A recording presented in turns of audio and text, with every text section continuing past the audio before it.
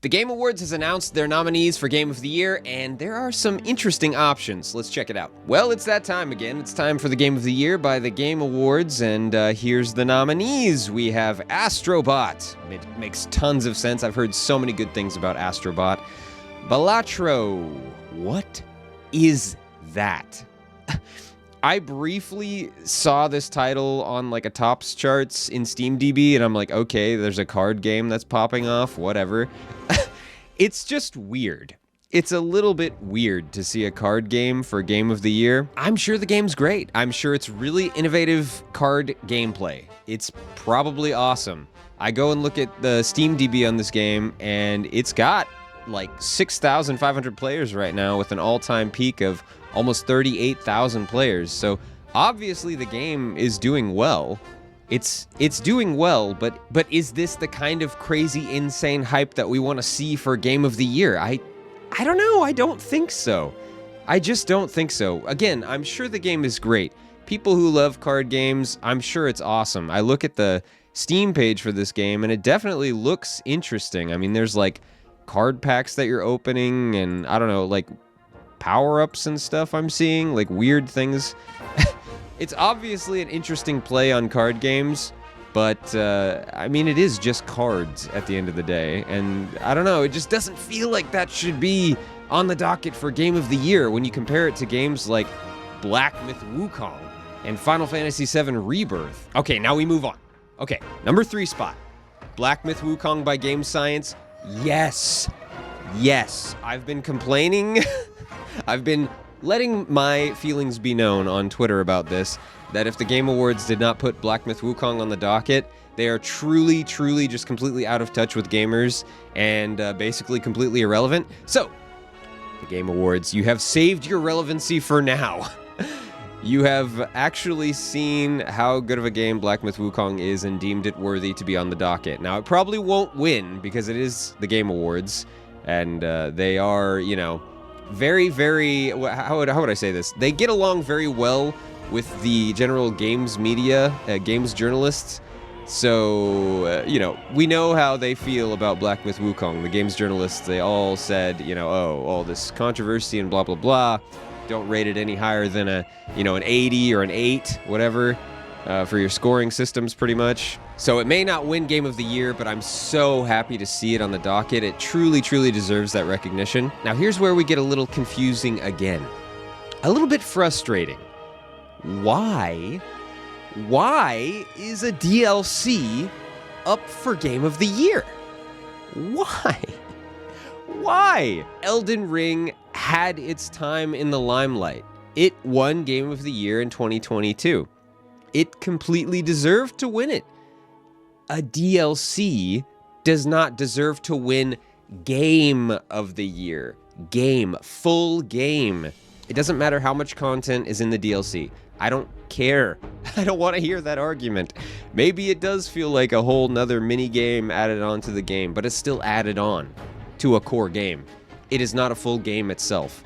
It is not being sold as a game. It is being sold as addition to a game. It is just so bizarre that they are catering to Elden Ring still, even though there are amazing games that came out this year. Silent Hill 2 Remake, I keep hearing that game was incredible. And obviously Space Marine 2. Space Marine 2 everybody was lauding it as like, oh, this is a return to like Xbox 360 era, like just straight up awesome story and combat games. You know, it's not really overcomplicated. It has these core systems that are really good. Boom. And you want to talk about a game that did well.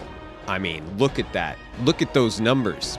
All-time peak of 225,000 players, and still almost 12,000 players right now. Way more than that card game. Way more than that card game being played right now. And again, I mean, Elden Ring, highly, highly popular, but man, you can't give a game like this some time in the limelight that truly, truly deserves it. That studio, Saber Interactive, they did an insane job with this game. It's so well done. So well done. It's such a cinematic experience, too, and really just brings Warhammer to this even higher playing field in terms of video games. It's incredible. And it's not on the docket compared to a DLC and a card game. very interesting choices. Very interesting choices being made. Now, the other ones, of course, I would absolutely agree with. Final Fantasy VII Rebirth, incredible. It just takes Final Fantasy VII and, you know, the second part here, it takes Final Fantasy VII and it makes it a whole new game experience. Like, it really is a new game. It is the same story, essentially, but played out differently. In a modern era of graphics and gameplay, it really is a new game. And it's great. It deserves to be there. And then again, this game, Metaphor ReFantazio, everything I hear about this game, it is absolutely incredible. You just watch the trailers and you get a feeling of like, wow, this game's gonna be great. And then you watch some of the gameplay and you're like, wow, this game is great. So yeah, I don't know. I think that one definitely deserves to be on there as well. And really, honestly, any game that's like JRPG, like throwing in a bit of anime and, you know, it's... It's impressive to even see like an 85,000 player peak for a game like this, because it is a bit more niche, right? You know, the Persona games, right? They have a very hardcore player base that love those games, but it is a bit more niche. This is not a very like widespread, very well-known and well-loved genre across all of gaming, right? It's a bit more niche, and so to see these player numbers, like even 8,000 players right now, more than that card game again. So I think it definitely deserves to have a spot here. So all in all, we got 4 out of 6. 4 out of 6 is pretty good. And then, you know, we've got 2 confusing options here.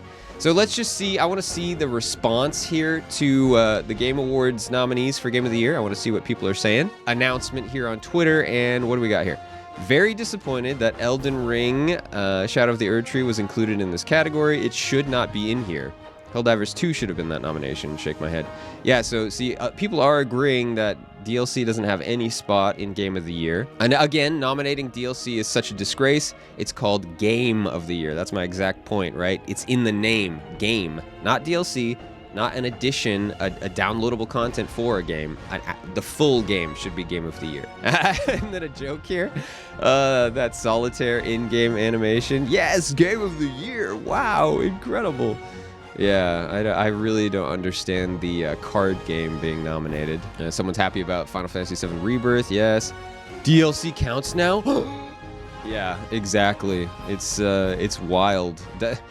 They are falling off a bit. The Game Awards definitely falling off a bit. There's obviously something going on behind the scenes that they felt the need to be like, okay, you know what?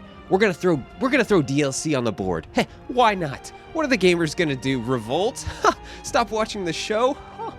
Yeah, it's gonna happen. If they keep messing around with these gamers, man, we're just gonna lose interest. They're gonna lose relevancy. They already are. They already are losing relevancy by making decisions like this. And it's just going to keep happening. So, yeah. Rigged already DLC for Game of the Year. Are you kidding me? See, people are not happy about the DLC choice. It does not make sense. Ain't taking this event seriously anymore. DLC nominated for Game of the Year, and then puts a clown a clown gif there. Absolutely. Absolutely. They are kind of showing themselves to be clowns here to say that DLC deserves a spot for Game of the Year. They are, yeah, don't take them seriously if they're going to be doing stuff like this. No Stellar Blade, that's a good point. Stellar Blade could have had a spot. Maybe not compared to games like Final Fantasy VII Rebirth, you know, it might not be on that same level, but it was definitely highly liked. Astrobot Sweep, yeah, maybe Astrobot will win. Monkey King is pleased, yes, and so am I. So in general, I don't know, I think the feedback here is pretty negative, actually. That's all you need to know about the state of gaming when a DLC is nominated for Game of the Year. Hopefully 2025 will be better. I don't actually agree with this. I don't agree that this is a statement about the state of gaming. I think this is a statement about the state of games journalism, games media. So, for example, the Game Awards and then all of the games journalists, right? That is what we're talking about here when you see things like this. When a game DLC is being nominated for Game of the Year. It's truly a statement about the state of games media and games journalists, that they feel that there are no better options than a DLC, or even worse, they're deciding to cater to a game with DLC for, I don't know, reasons in the background that we don't know. Some sort of collusion with the games media. Who knows, right? It says more that they're doing stuff like that than saying something about the state of gaming. The state of gaming is great. We had fantastic games come out this year. Absolutely fantastic games. Oh man, Space Marine 2 really should be on the board compared to a DLC. Yeah, definitely. But I will say one thing. Here. This comment. But Dragon Age Veilguard got so many 10 out of 10s, and it was a return to form. Were the journos lying? I'm so glad that Dragon Age the Veilguard is not on the docket for Game of the Year. I am so glad. At least they are not that out of touch to actually try and put Dragon Age the Veilguard on the board. Yeah, it just absolutely does not deserve a place in the Game of the Year nominations, so I'm really happy to see it, yeah. 10 out of 10s and a return to form, and it's nowhere on the list. Yeah, you would think a game being rated so highly by all of the games journalists would absolutely deserve a spot on the Game of the Year list, right? Because obviously the games journalists, they're representing kind of the feel of gamers too, right? You know, they're trying to give these impressions to, you know, you would think they're trying to be a bit relatable as well with their gamers, with their viewers, right? Well, this says everything right here, yeah. The games journalists were lying. Absolutely. Dragon Age the Veilguard does not deserve 10 out of 10s, and at least the Game Awards has enough integrity to know that and not put it on the board, because it absolutely does not come even close to Black Myth Wukong, or games like Final Fantasy VII Rebirth, or Astrobot. It does not even come close, not even in the same ballpark. So, all in all, I walk away from the Game Awards Game of the Year nominees feeling a bit confused, just a bit.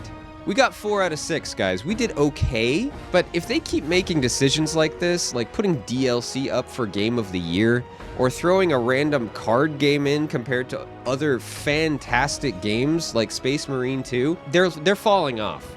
This is a sign that the Game Awards is falling off, and games media in general is falling off. It's just a different time. We're in a transitional period. Games media is kind of fading out of relevancy.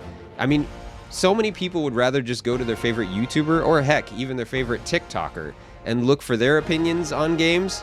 It's just a different time. Yeah, the relevancy of games media is definitely fading. And these decisions just expedite and accelerate that fade into nothingness. Well, I hope you guys enjoyed that video, and I will see you in the next one.